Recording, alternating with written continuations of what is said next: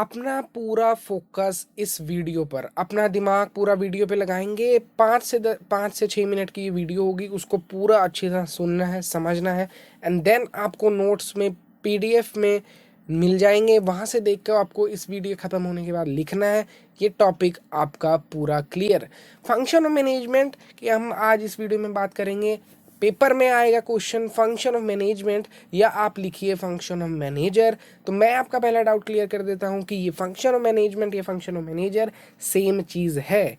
शुरू करने से पहले एक और चीज़ आपको बता दूं कि फंक्शन ऑफ मैनेजमेंट बहुत ही ज़्यादा इंपॉर्टेंट क्वेश्चन है, उतना ही इतना आसान है, और उतना ही इसको याद करना मुश्किल नहीं है, एंड उतना ही ज़्यादा हम इससे अचीव मार्क्स ज़्यादा कर सकते हैं।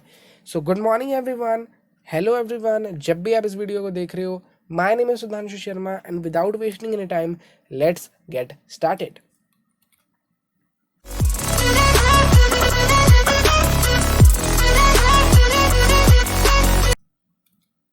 सो फंक्शन ऑफ मैनेजमेंट शुरू हम अभी करते हैं, पर पीछे आपको ब्रीफ में लेके जाऊंगा कि जब हम पढ़ रहे थे डेफिनेशन ऑफ मैनेजमेंट, तो डेफिनेशन ऑफ मैनेजमेंट में हमने पढ़ा कि फंक्शन इसके अंदर ही आ जाते हैं।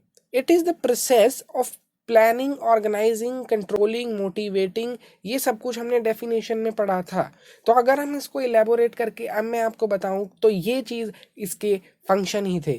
टोटल उस टाइम आपको डेफिनेशन में थोड़े बहुत लिखे थे, पर मैं आपको बता दूं टोटल हमारे पास फंक्शन आ जाते हैं 5। बहुत ही ज़्यादा इंटरेस्टिंग वीडियो होने वाली है, तो जल्दी से आगे बढ़ते हैं और समझते हैं एक एक टॉपिक को। सबसे पहले हम अंदर के टॉपिक को ब्रीफ समझा दूं।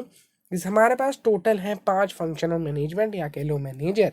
सबसे पहले हमारे पास चीज़ आती है, कोई भी चीज़ को शुरू करने से पहले हमारा पहला फंक्शन यही होता है कि हमने प्लान करना है कि हम कैसे कैसे कैसी कैसे चीज़ें करेंगे। दूसरा फंक्शन हमारे पास आता है कि उसको ऑर्गेनाइज करेंगे, जिसके हमने उसको प्लान किया, अब बारी है ऑर्गेनाइज करने की, कि भाई ये हमने इस तरह से कैसे कर लेना है, ये वो कर लेगा, ये सब कुछ। उसके बाद हमारे पास अगला फंक्शन आता है स्टाफिंग का। जब हमने प्लान कर लिया कि अच्छा ये करेगा, तो उसको करने के लिए बंदे चाहिए, एम्प्लॉयज़ चाहिए कह लो, तो उन एम्प्लॉयज़ को लाने की प्रोसेस को हम कहते हैं स्टाफिंग। उनको रिक्रूट करना, उनको सेलेक्ट करना, ये सब कुछ आता है स्टाफिंग में। उसके बाद हम बात करते हैं डायरेक्टिंग। जब एम्प्लॉयज़ भी आ गए तो अब उनसे काम कराना है, उनको इंस्ट्रक्शन देनी है, तो ये सारी प्रोसेस आती हैं डायरेक्टिंग में। उसके बाद हमारे पास आता है कंट्रोलिंग।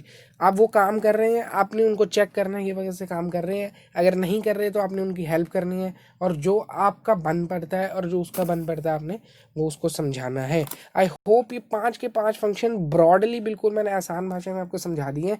थोड़ा डेप्थ में जाके हम ईच एंड एवरीथिंग अच्छे से अंडरस्टैंड करते हैं। तो चलते हैं अपनी नेक्स्ट पेज पर। तो पहला फंक्शन जो कि मैं आपको बता चुका हूँ, पहला फंक्शन होता है हमारा प्लानिंग का। सपोज आप एक कंपनी में है, कोई भी कंपनी शुरू करने से पहले हम भी प्लान वही करते हैं कि अच्छा हाँ, कि प्लान करेंगे कि हमने ये करना है, हमने वो करना है, कब करेंगे, ये इस टाइम करेंगे। प्लानिंग आई होप सब समझते हैं। तो ये पहला फंक्शन होता है हमारा planning. First function is planning. इसमें हम देखते हैं क्या करना है, कौन करेगा, कब करना है, सब कुछ। और तीसरा एक मेन इंपॉर्टेंट पॉइंट है, अगर आप इसको लिख देते हो तो एक 4 चांद लगाने वाली चीज़ है पेपर में। ये bridge the gap between where we stand today and हमने कहाँ पहुँचना है फ्यूचर में।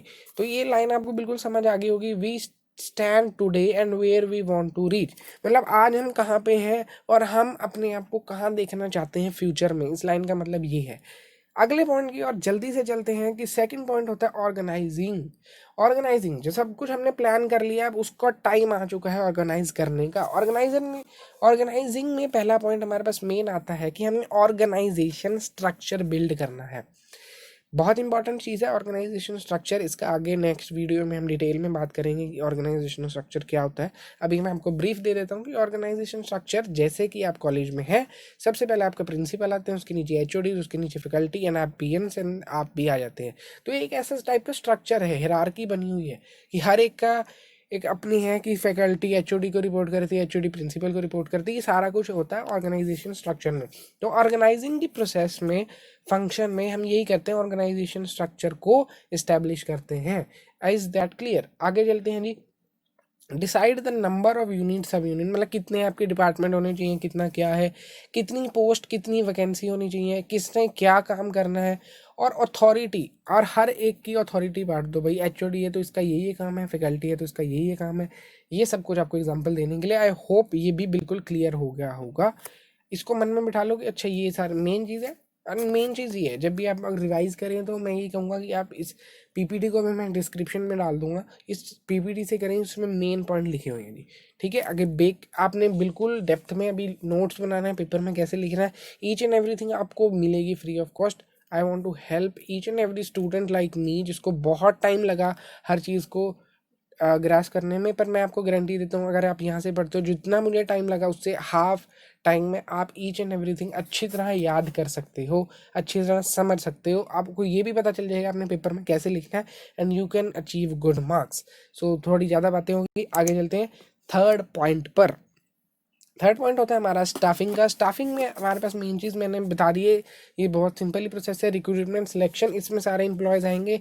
जैसे कि आपने कोई पेपर दिया होगा एसएससी वगैरह का, तो उसमें सारी चीज़ें होती है, आपको पता होता है वैकेंसी इतनी, पोस्ट इतनी, पेपर देते हो, आपकी सिलेक्शन होती है, इंटरव्यू होता है, सब कुछ। आपका इंटरव्यू हो गया, सिलेक्शन होगी, आपको असाइन किया जाएगा वर्क, आपकी time to time training and development होगी, उसके साथ आपके पर्सनल रिकॉर्ड उसमें मेंटेन होंगे, आपका समय के साथ परफॉर्मेंस अप्रेजल होता रहेगा। परफॉर्मेंस अप्रेजल अगर आपको अभी तक नहीं समझ आया तो आने वाले वीडियो में हम ये भी करेंगे, टेंशन लेने की कोई बात नहीं है। आगे चलते हैं जी डायरेक्टिंग के फंक्शन पे। डायरेक्टिंग के फंक्शन पे सिर्फ इतना सा काम है कि आपको काम करवाना है, अच्छी तरह मोटिवेट करके इंस्ट्रक्शन देनी है, उसे काम कराना है, उसको सुपरवाइज करना है। Is that clear? बिल्कुल आसान सी चीज़ें हैं, इसको पॉज करके एक बार पढ़ लेना अगर आपने अच्छी तरह समझना है। हम चलते हैं नेक्स्ट पॉइंट की ओर। अब आता है हमारे पास controlling the last function and the easiest function. इसमें मेन चीज़ हमेशा याद रखना कि जो मैनेजर है, उस मैनेजर ने आपकी कंट्रोल करना है, आपको देखना कि अच्छा आप काम अच्छी तरह कर रहे हो कि नहीं। तो जब हमने प्लान किया तो हमें पता होता है कि अच्छा हमने ये यहाँ तक पहुँचना है, हमने इतने लेवल का काम करना है। तो मैनेजर में क्या करता है कि try to match the actual performance with the plan performance. जो एक्चुअल परफॉर्मेंस आपने की है और कितना आपको परफॉर्म करना था, उसको आपस में मैच करता है। अगर कम होता है या मैच नहीं कर पाता तो आपको फिर वो ट्राई करेगा, देखेगा कि भी आपको ऐसी क्या क्या दिक्कतें आई हैं जिसकी वजह से आप ये नहीं कर पाए। तो उसको वो फिर रीज़न को देखेगा, फिर आपको करेक्टिव मेजर बताएगा कि सर आप ऐसे करो, आपको समझ आ जाएगा।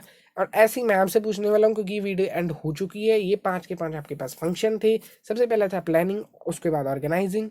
सबसे देखो प्लान करना, किसी भी चीज़ को हम प्लान करेंगे, फिर ऑर्गेनाइज करेंगे, भाई एक ढांचा सा बना लेंगे, उसके अंदर हम बंदे लेके आने हैं, तो बंदे लाने के लिए स्टाफ करेंगे। अब स्टाफ ले आए तो उनसे काम कराना है, तो उसके लिए डायरेक्ट करेंगे। अब काम करवा लिए, उसे देखना है कि अच्छी तरह करा है कि नहीं, तो हम कंट्रोल करेंगे। तो इसी के साथ अगर आप इस सीरीज़ में इसको याद करते हो, अच्छी तरह आपको याद हो जाएगा। I hope each and everything is clear now. यही थे सिर्फ 5 फंक्शन। इस वीडियो के लिए बस इतना ही। अगर आपको ये वीडियो बहुत अच्छी लगी है, पहले तो थैंक यू फॉर अटेंडिंग। अगर आपको ये वीडियो अच्छी लगी है, लाइक माय वर्क एंड आपको मदद मिल रही है, please like share and comment this video. इस वीडियो के लिए इतना ही। अगली वीडियो में जल्दी ही मिलता हूँ। Thank you and have a nice day.